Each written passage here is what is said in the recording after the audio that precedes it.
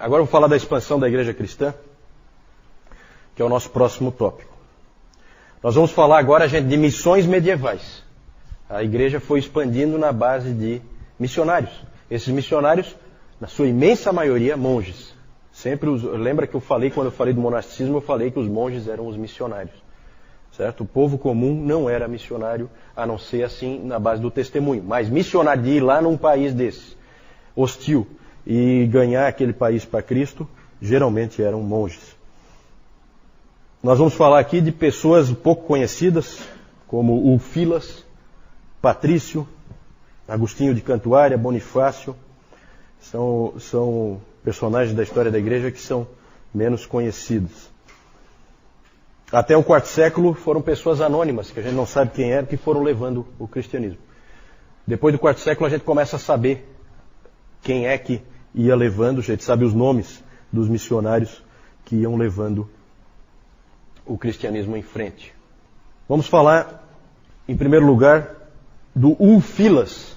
Ulfilas foi quem levou, esse é antigo, ele é lá do século IV. Ele levou o evangelho para os godos. Então, quando os godos invadiram o Império Romano, eles já eram cristianizados. Porque o Ulfilas já tinha trabalhado lá no meio deles.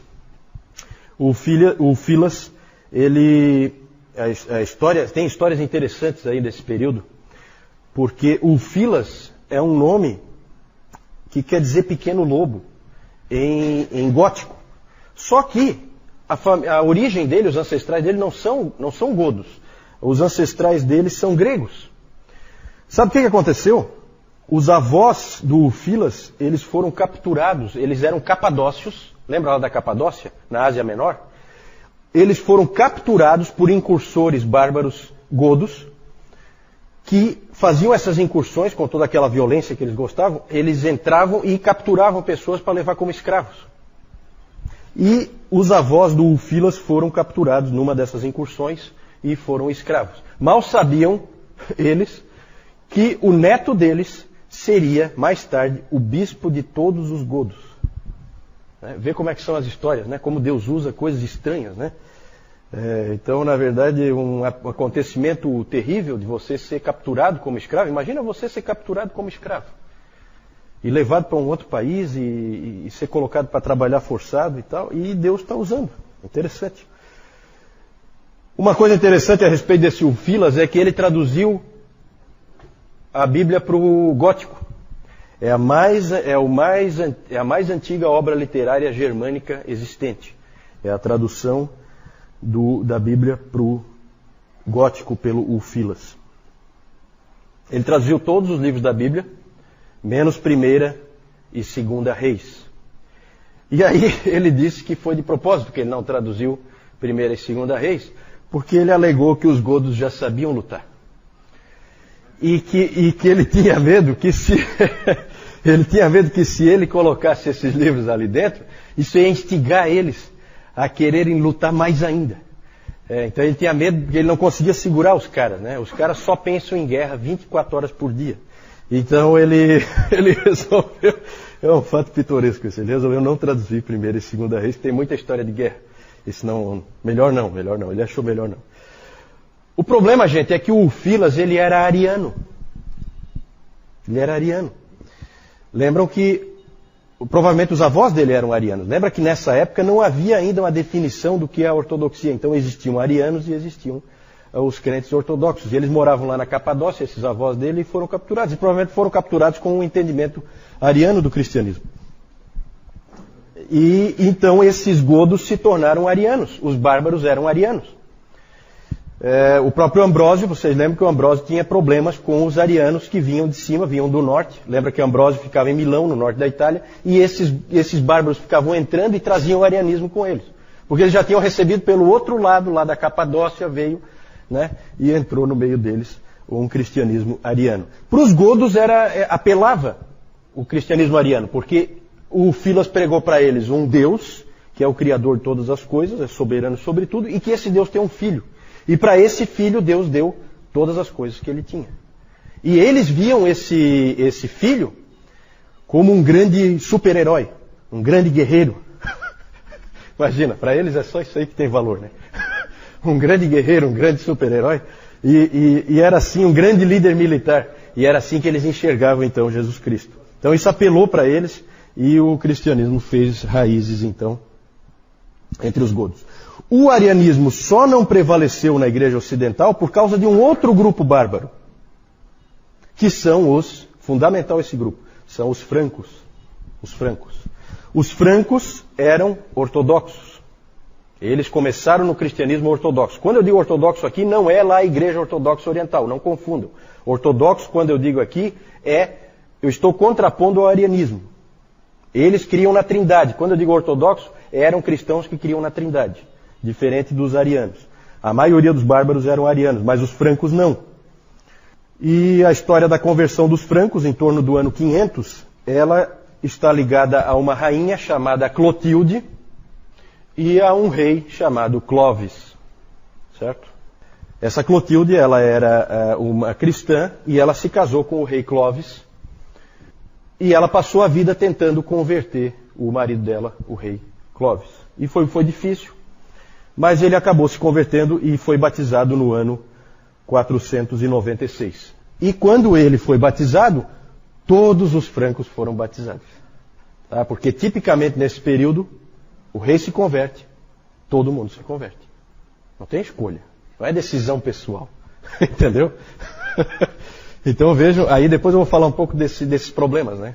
O cristianismo está avançando sim, mas de uma maneira estranha, certo? Estranha. E aí é interessante a história do batismo dos francos. Depois João vai mostrar ali o batismo do Clovis. No batismo dos francos tem uma história interessante. Os francos então foram ser batizados, e aí todos os militares francos foram ser batizados também, todo o exército franco. Que não é fraco, tá? Vocês viram que só eles conseguiram parar os muçulmanos, certo? Claro que foi muitos anos depois, mas eles já eram um grupo forte naquela época. E no batismo dos francos, eles então eram batizados, mergulhados na água, e sempre deixavam a mão direita para fora, na hora que eles eram mergulhados, para poder continuar lutando. Então a mão direita ficava do lado de fora para não ser batizada, para eles poderem continuar pegando na espada. Então são fatos pitorescos assim, é meio estranho. Né? Para nós é super estranho, né? Mas tudo bem. E os francos foram fundamentais para fazer prevalecer a crença na Trindade e não deixar o arianismo tomar conta. Vejam como esses francos já foram úteis 2 vezes agora, hein? Eles já defenderam o cristianismo dos muçulmanos, Deus está usando.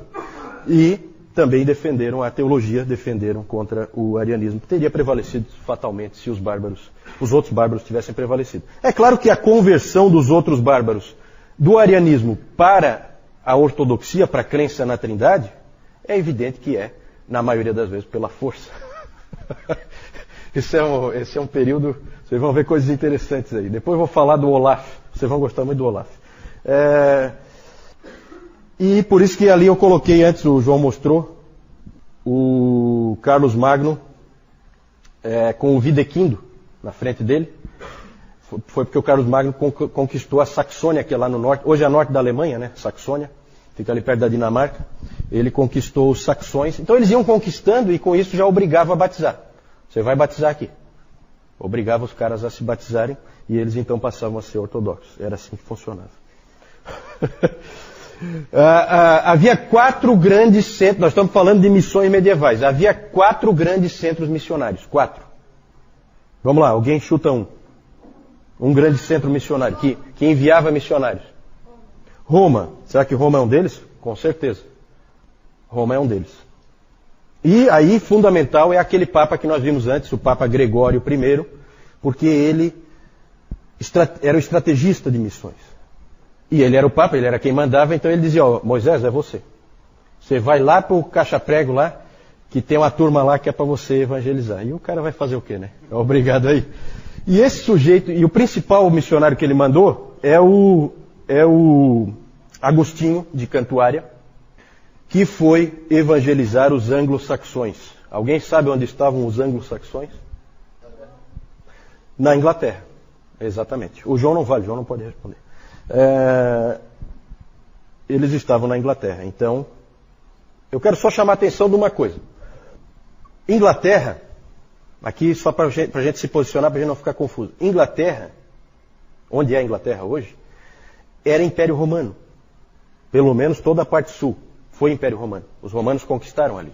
E, portanto, já existia a igreja lá. Certo? Só que o problema é que quando Roma caiu, aquilo tudo ficou desguarnecido. E aí, bárbaros do continente, e por isso que o nome deles é anglo-saxões, porque eles vêm lá da Saxônia, eles vêm lá do norte da Alemanha, eles entram e ocupam com a sua força, ocupam aquela região, já que os romanos agora não protegem mais aquela região. E aí os bretões que viviam lá, eles são empurrados para outras regiões, mais ao norte, e para Gales, país de Gales, eles vão sendo empurrados, certo? Pelos anglo-saxões que vão ocupando aquele espaço ali, vão tomando as cidades. Então os bretões já eram cristãos e odiavam os anglo-saxões. Como eles odiavam os anglo-saxões, eles não fizeram nada para evangelizar os anglo-saxões. Quem acabou fazendo alguma coisa foi Roma, através do Gregório. Gregório pegou esse sujeito, Agostinho de Cantuária, e mandou ele para lá. E ele não queria ir de jeito nenhum, certo? Ele não queria ir. Não... Ele era um prior. O que é um prior? É um superior num mosteiro. Em Roma. Ele vivia no centro da civilização. E agora mandavam ele ir lá para o meio dos malucos, lá, daquele monte de bárbaro. Não é uma tarefa muito agradável. E realmente o trajeto que ele fez, quem estudou aí o trajeto dele, diz que ele ia dando volta e não chegava nunca. Sabe quando fica enrolando assim? E é interessante as cartas que Gregório, o Papa, trocava com esse Agostinho. Eles trocavam cartas. E o Gregório ficava incentivando ele. Não, vai que é importante, você precisa ir e tal. E ele meio que relutando. É bem interessante como o Gregório incentivou esse Agostinho aí, não deixou ele desistir. Ele quis desistir muitas vezes. Muitas coisas interessantes aconteceram, mas o mais importante é que o rei Etelberto de Kent acabou se convertendo ao cristianismo. Kent é uma região lá na Inglaterra. E ali começou então, é aquela coisa, o rei se converte todo mundo. O evangelismo de massa é uma tranquilidade. Se você vencer o rei, você está feito. Certo? Você só precisa converter um para converter todos. E aí, então, o rei Etelberto acabou se convertendo em 601. E mais tarde o rei Edwin, da Nortúmbria, também foi convertido. Levou alguns anos depois para que a nova igreja estabelecida pelo Agostinho de Cantuária, Canterbury, né? Cantuária é o centro do cristianismo lá no Reino Unido, até hoje, certo? Então lá se estabeleceu o centro do cristianismo já naquela época, e o Agostinho, evidentemente, foi o primeiro arcebispo da Cantuária, que é famoso, né? Essa função é famosa até hoje na Inglaterra. Levou alguns anos depois para que essa igreja nova, vamos chamar assim, uma igreja nova, criada pelo Agostinho, se unisse com a igreja antiga dos bretões, ainda do tempo do Império Romano. Porque um não gostava do outro. E aí levou algum tempo, mas acabaram conseguindo, né? Os papas foram fazendo ali reuniões entre eles e tal, e acabaram conseguindo unificar a igreja ali, sempre sob o papado. Do meio dos anglo... Não. Não é a pergunta do Seik é se era ariana. Não é ariana. Tudo que parte de Roma é ortodoxo, tá? Sempre é isso aí foi a partir da Trindade, e também os bretões que já estavam lá também tinha sido da época do Império Romano, não eram, eles já tinham sido cristianizados dentro também da fé ortodoxa. Dentre aqueles anglo-saxões que foram evangelizados, porque uma coisa interessante é que, e isso até impressiona, porque a gente vê assim que são conversões meio, que a gente fica meio com o pé atrás, mas por outro lado são povos que eles se tornam missionários instantaneamente. É impressionante isso na história. No que o indivíduo é convertido, já aparece missionário para todo canto. E dali, dos anglo-saxões convertidos, surgiram homens como Wilfrid e Willibrord, que foram para a Holanda. Os nomes sempre são nomes assim alemães, né? Porque todos são germânicos. Certo? Depois é que vai havendo distinções. Mas esses bárbaros, todos eles originalmente são germânicos. O mais famoso dos missionários que partiram ali do meio dos anglo-saxões foi o Winfrid. Esse Winfrid, mais conhecido como Bonifácio. ele foi evangelizar a Alemanha. Então acabou voltando lá para Saxônia, para a Alemanha, acabou voltando. Deus vai usando as coisas de uma maneira estranha. Também é interessante a gente mencionar esse segundo que eu estou mostrando ali, que é o Ansgar. Esse Ansgar era bispo de Hamburgo e ele foi também mandado pelo Gregório para conquistar a Escandinávia, começando pela Dinamarca. É interessante citar o Ansgar porque ele não conseguiu nada. É um missionário fracassado, não conquistou nada. E é interessante a gente sempre citar isso porque não é garantido, tá, gente? E a gente sempre sabe que missões é assim. Num lugar Deus abençoa, no outro lugar não acontece absolutamente nada.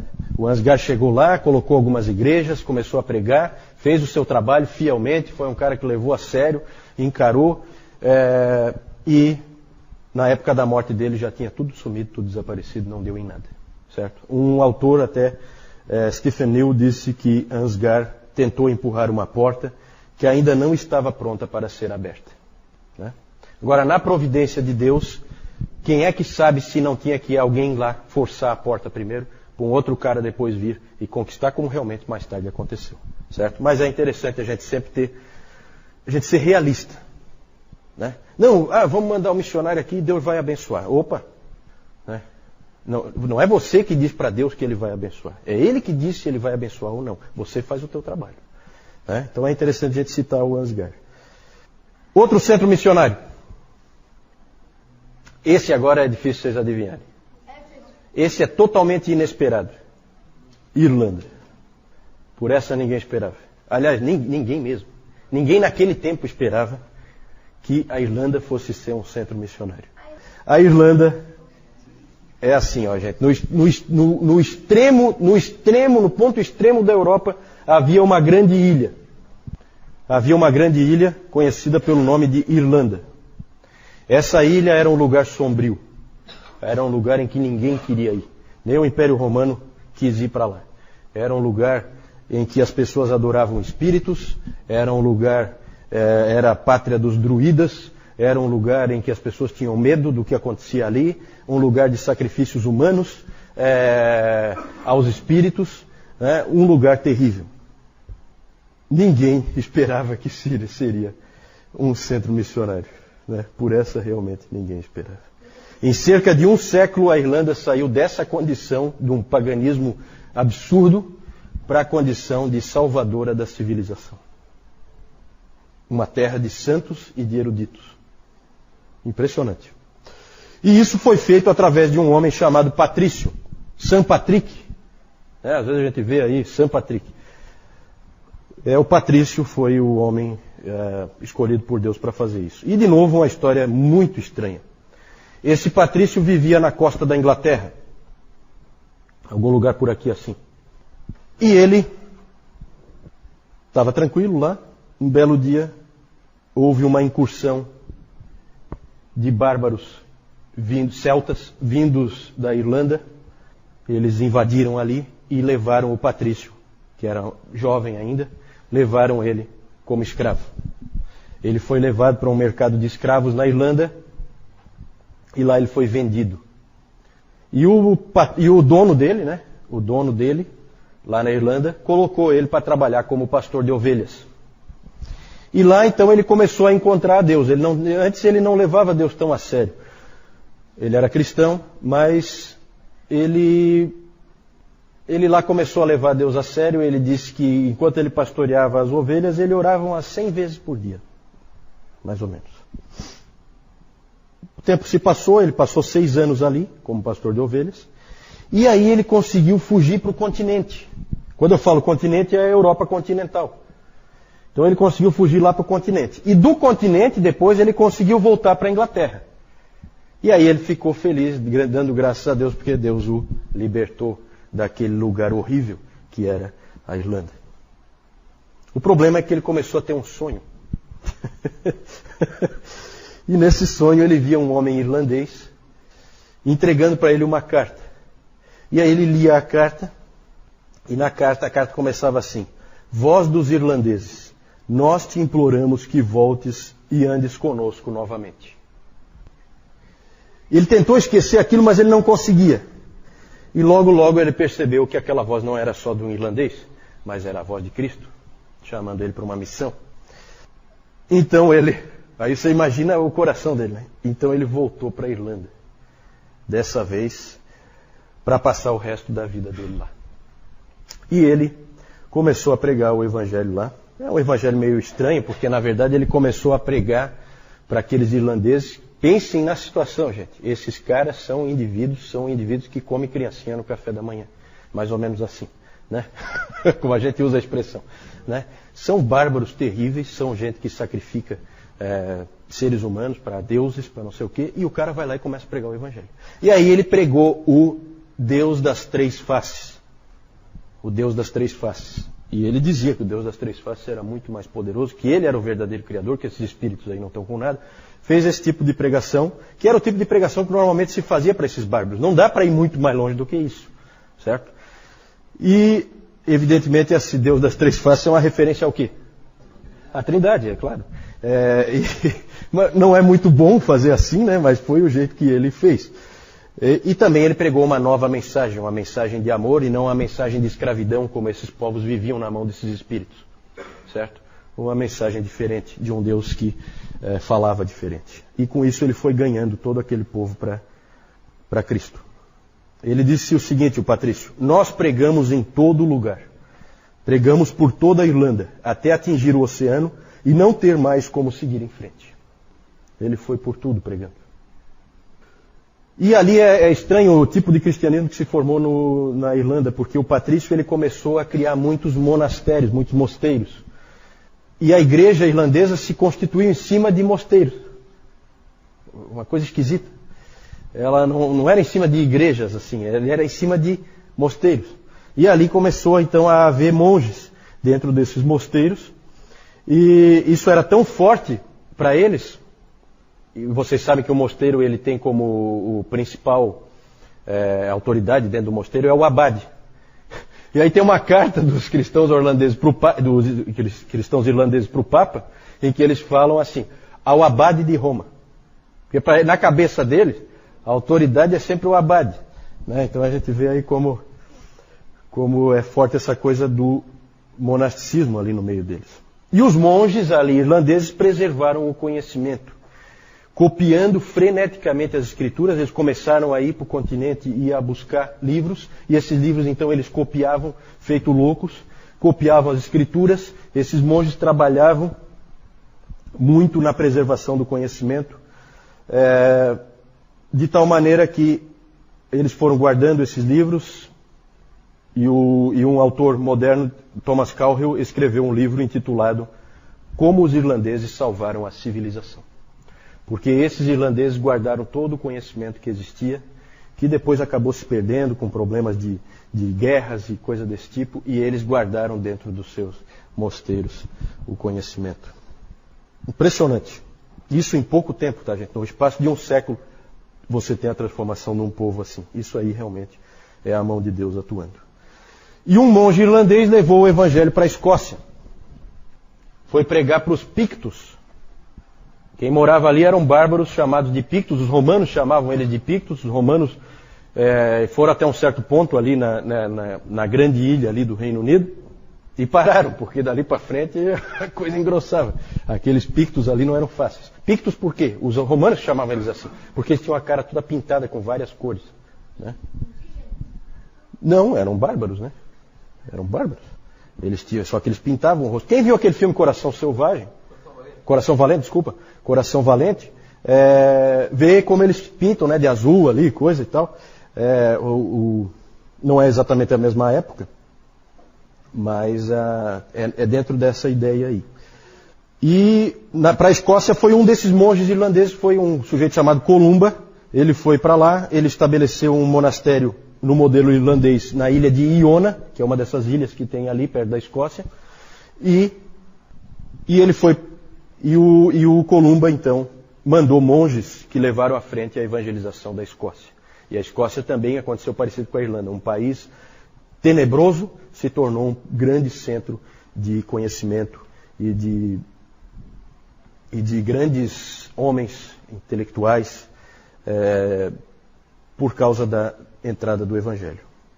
Mais tarde, um outro monge de Iona, dessa ilha de Iona, foi para o continente e evangelizou a Suíça e o norte e parte do norte da Itália, lá onde viviam os lombardos. Interessante é que quem anda pela Europa vê, e vocês já devem ter visto em fotos ou alguma coisa assim, vê a cruz de Iona espalhada em vários lugares. A cruz de Iona, ou a cruz celta, é uma cruz que tem um círculo no meio, certo? Depois o João vai mostrar uma foto ali. Quem anda pela Europa vê em tudo que é canto essa cruz. O Newton, que esteve lá na Escócia, deve ter visto bastante, né, Newton? Isso, o Columba é o grande... É como o Patrício é para os irlandeses, o Columba é para os escoceses, né? Outro centro de expansão da igreja é a Pérsia, né? A Pérsia mandou o missionário Alopen. No século VII, em 635, Alopen chegou na capital da China. Ele usou lá a rodovia da Seda, onde havia o tráfego comercial, e foi lá para a China. E lá ele chegou na cidade de Chang'an, que era a capital da China na época, a maior cidade do mundo. Certo? Hoje em dia o pessoal fala, né, a China está se tornando o maior país do mundo. Sempre foi. É que nós ocidentais não tomávamos conhecimento, né? Sempre foi, gente. Sempre foi. Sempre foi os maiores impérios, as maiores cidades, né, as maiores riquezas. Sempre foi lá. Então a gente não pode se iludir, não. Lá era a maior cidade do mundo nessa época, em 635. Em 638 já tinha uma igreja lá. Mas lá pelo 9º século, a igreja já tinha praticamente desaparecido. Houve perseguição da parte dos budistas, mas a principal razão do desaparecimento da igreja na China foi porque a igreja estava muito ligada ao Estado, ao poder público, à dinastia Tang. E a dinastia Tang caiu. E aí assumiu uma nova dinastia que não era tão amiga dos cristãos, né? A pergunta é se o Alopen fundou alguma igreja na China. Sim, foi ele que fundou a igreja na China. Ele cristianizou a China. A China não tinha igreja nenhuma, não era um país cristão, né? Então sim, foi ele mesmo. O problema é que mais tarde nós temos um escrito de um monge nestoriano que em 987 em Bagdá ele escreveu o seguinte: não há mais um único cristão na China. Então apareceu, ganhou força e desapareceu. Ficou muito dependente do Estado. Isso é sempre um problema, é sempre um perigo. Às vezes Deus usa isso, mas outras vezes isso aí é um problema. Outro grande centro, como não podia deixar de ser, Constantinopla. O imperador é que mais ou menos coordenava a expansão da igreja a partir de Constantinopla. Esses dois aí, o Cirilo e o Metódio, eram também monges, foram enviados para Morávia. Morávia é a atual região ali da Áustria, República Tcheca, principalmente Áustria, né? Aquela região ali era a Morávia. República Tcheca já é a Boêmia, né? Já é um pouco diferente. O Cirilo e o Metódio foram enviados pelo imperador em 862 para Morávia. Lá eles traduziram a Bíblia para o eslovênio. É interessante como a estratégia da Igreja Oriental já era diferente da estratégia da Igreja Católica. Na Igreja Católica, nesse período, no final desse período de 500 anos que nós estamos vendo, a estratégia normalmente da Igreja Católica é levar o latim com ela e obrigar os caras a aprender o latim para conhecer a Bíblia. E é claro que os caras não aprendiam latim coisa nenhuma, esses bárbaros não estão a fim de aprender a língua de ninguém, e por isso a Bíblia ficou presa, como se usa a expressão. A palavra de Deus ficou presa dentro da Vulgata Latina, porque ela não chegou ao povo. Isso vai ser um problema mais tarde, e aí na época da Reforma vai ter todo esse trabalho de pôr a Bíblia de volta na mão do povo. Mas vejam que a Igreja Oriental ela se posiciona de uma maneira diferente. Os missionários iam para lá e já traduziam a Bíblia, sem problema nenhum. Foi traduzido para o eslovênio, pelo Cirilo e pelo Metódio, a Bíblia lá na Morávia. E o mais importante, a grande conquista da Igreja de Constantinopla foi conquistar a Rússia e a Ucrânia para o cristianismo. Essa foi a grande conquista da ortodoxia oriental. E aí tem uma história interessante, né? Porque o que se diz é que o príncipe Vladimir da Rússia em 988, ele achou que o povo dele, os súditos dele, precisavam de uma nova religião. Então ele lá na cidade de Kiev, ele determinou a cristianização de todos os povos que estavam sob ele. Isso ele fez a partir de uma análise, ele mandou emissários pelo mundo para analisarem as religiões que havia. E o islamismo ele descartou de cara. Ele chegou a considerar o catolicismo romano, mas quando vieram os emissários que tinham ido para Constantinopla e vieram de volta para ele e disseram para ele que quando eles entraram em Ágia Sofia, eles já não sabiam mais se eles estavam no céu ou na terra. E aí eles falaram para ele da liturgia, de como era o culto, da beleza das coisas, e aquilo agradou o Vladimir. E aí o Vladimir bateu o martelo, essa aí é a nossa religião. Conversão, né? Claro que não foi só isso, evidentemente Constantinopla também já tinha enviado missionários lá para dentro, né? Eles tinham conhecimento de que existia esse cristianismo ortodoxo ali. Gente, vejam que isso aí, a Rússia e a Ucrânia já é no século X, né? Já no finalzinho desse nosso período, que eles são ganhos para o cristianismo. Vamos fazer uma avaliação dessa expansão na Idade Média. É claro que eu não preciso, é quase desnecessário eu dizer para vocês que é um cristianismo assim meio incipiente, meio sem qualidade, né? Todo mundo era batizado e tal, mas não sabia nem direito para quê. Muitos se converteram forçados, porque não tinham opção, eram obrigados, o rei se converteu, então eles têm que se converter, não tem opção, não pode escolher diferente. Até um fato pitoresco, que a ilha de Orkney, hoje ela pertence à Escócia, mas ela era originalmente da Noruega. E o rei Olaf da Noruega, isso mais tarde, ele havia se tornado cristão, rei Olaf da Noruega. E ele mandou uma carta para o conde de Orkney, aquela ilha, dizendo o seguinte: eu quero que você e todos os seus súditos sejam batizados. Se você se recusar, será morto no mesmo instante. E eu juro que vou trucidar cada uma das suas ilhas com fogo e aço. Esse era o método evangelístico, a mensagem evangelística do Olaf. Eu acho que era arminiano. Então a mensagem evangelística do Olaf era essa mensagem bonita, né? Extremamente eficaz, né? Conversão em massa e instantânea, certo? E é claro que vocês percebem, só por esse exemplo aí, que é bem pitoresco, vocês percebem que haveria muito trabalho pela frente, certo? Mas Deus está usando, gente. Não se esqueçam que esses lugares que estão sendo ganhos, ali vai nascer, no meio onde estão os francos, vai nascer João Calvino. Lá onde estão os anglo-saxões, vão nascer todos os puritanos. Lá na Alemanha vai nascer Martinho Lutero. No meio dos lombardos vão nascer gente como Savonarola. Então, gente, Deus está preparando o caminho. A hora que tiver tudo preparado, Ele põe a Bíblia dele na mão das pessoas realmente, com o livre exame das Escrituras, e aí a coisa vai ser diferente, né? Agora, várias gerações aí realmente são gerações assim que a gente não sabe o que Deus vai fazer com elas. É claro que não é todo mundo que é soldado, não é todo mundo que é sanguinário, evidentemente que sempre ali no meio tem pessoas que têm uma fé genuína, às vezes muito assim, sem muitos elementos, mas a gente sabe que cada um deve andar de acordo com a luz que tem. E eu tenho certeza que tem gente que assume a postura radical de que em 1000 anos ninguém foi salvo. Isso aí eu acho que é um pouquinho temerário você fazer, né? Eu acho que Deus está trabalhando aqui. É estranho o que acontece, mas, né? Pode ter sido o Olaf, não sei.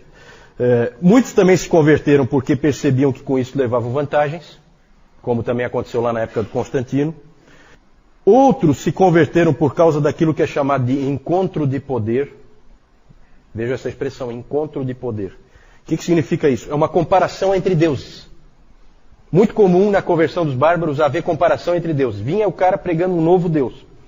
Esse Deus que você está pregando é mais forte do que o que nós já temos? Se for, nós vamos com ele. Eu topo qualquer Deus, desde que seja o mais poderoso. É o que ganha. Eu quero ficar do lado de quem ganha, né? É mais ou menos assim. E um exemplo disso a gente vê que no próprio Patrício. Patrício usou esse tipo de recurso na Irlanda, encontro de poder. Ele costumava falar do poder da Trindade, do Deus das três faces. E um episódio muito interessante foi o do Bonifácio na Alemanha. O Bonifácio, Wilfrid, né? Wilfrid, não sei o nome dele, é alguma coisa assim, o nome original dele. Mas ele depois ficou conhecido como Bonifácio. Bonifácio foi para a Alemanha e não conseguia resultado no meio daqueles bárbaros lá. Até que ele teve uma ideia. No meio lá dos bárbaros tinha o grande carvalho dedicado ao deus Thor. Deus germânico Thor. Um carvalho gigantesco dedicado a esse deus. E ele um dia teve a ideia, vou pegar um machado e vou derrubar essa droga dessa árvore. Olha o evangelismo. Pegou o machado e foi com o machado. E ele, sozinho, foi lá e começou a cortar o carvalho. As pessoas ficaram todas assustadas, olhando aquilo e imaginando que dali a pouco ele ia ser fuzilado, destruído pelo deus Thor. E ele foi cortando, a árvore caiu e nada aconteceu. E eles todos então se converteram ao Deus do Bonifácio. Porque claramente era um Deus mais forte. Né? Então é um típico, vejo coisa estranha, né? O encontro de poder. Apesar disso, gente, apesar desse tipo de expansão do cristianismo, nós precisamos lembrar que a providência de Deus está em ação aqui, como eu já falei antes. Uma outra coisa que chama a atenção, coloquei aí por último, missões transculturais. Interessante isso. Sempre quem ganha o outro povo é alguém que veio.